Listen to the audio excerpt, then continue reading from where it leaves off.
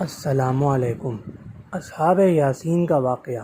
یہ واقعہ سورہ یاسین کی آیت نمبر 13 سے 29 تک مفصل مذکور ہے۔ اس واقعے کی ابتدا اس طرح ہوتی ہے کہ حضور صلی اللہ علیہ وآلہ وسلم کو اللہ تعالیٰ نے حکم فرمایا کہ آپ ان لوگوں کے سامنے، مشرکین کے سامنے ایک ایسی بستی کی مثال پیش کریں، ایسی بستی کا واقعہ بیان کریں جس کی طرف اللہ تعالیٰ نے 3 انبیاء کو بھیجا تھا، جس میں سے پہلے 2 کو تو ایک ساتھ بھیجا تھا۔ تو اللہ تعالیٰ نے انہیں حکم دیا تھا کہ قوم کو تبلیغ کریں۔ انہوں نے جب تبلیغ کی تو قوم نے انہیں جھٹلا دیا، تو اللہ تعالیٰ نے ایک نبی کو اور بھیجا جو ان 2 حضرات کی تصدیق کرتے تھے۔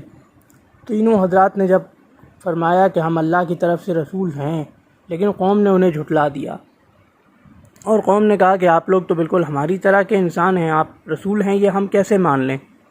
تو انہوں نے فرمایا کہ اللہ تعالیٰ گواہ ہے اور اللہ تعالیٰ جانتا ہے کہ ہم اللہ کی طرف سے رسول ہیں۔ بہت کوشش کی گئی، بہت دلیلیں اور ثبوت پیش کیے گئے، لیکن قوم نہ مانی۔ تو اب یہ باتیں ہو ہی رہی تھیں کہ شہر کے بالکل دور دراز علاقے سے، غیر آباد علاقے سے ایک شخص دوڑتے ہوئے آئے، ایک اہل توحید شخص دوڑتے ہوئے آئے، اور انہوں نے قوم سے کہا کہ اے قوم، رسولوں کی بات مان لو، یہ آپ سے تبلیغ پر کوئی اجرت نہیں مانگ رہے ہیں، یا آپ کے بھلے کے لیے کہہ رہے ہیں، آپ کو اللہ کا پیغام پہنچا رہے ہیں، ان کی بات مان لو، میں تو ان پر ایمان لے آیا۔ گو کہ وہ توحید کو تو پہلے سے ہی مانتے تھے، اور چونکہ توحید کو مانتے تھے لہذا توحید کی بات سنی تو رسولوں پر بھی ایمان لے آئے۔ تو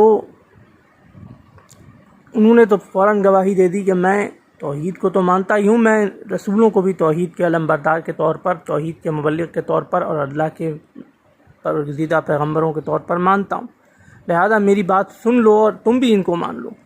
لیکن قوم نے اس مرد حق آگاہ کو شہید کر دیا، اس حق گوئی کی پاداش میں انہیں شہید کر دیا گیا۔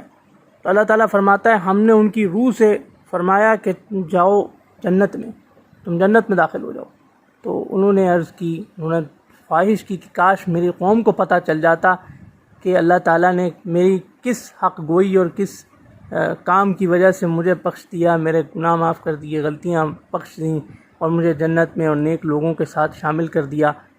تو اس کے بعد اللہ تعالیٰ فرماتا ہے اس ایک شہید کی وجہ سے، اس ایک آدمی کو شہید کرنے کی وجہ سے ہم نے اس قوم کو کوئی عذاب ایسا نازل نہیں کیا، کوئی خاص عذاب نازل نہیں کیا، ہم نے صرف ایک چیخ کی آواز سنوائی، ایک آواز، ایک کڑکدار ہولناک آواز ہم نے ان کو سنوائی، جس سے وہ سب پوچھ کے رہ گئے، ختم ہو کے رہ گئے۔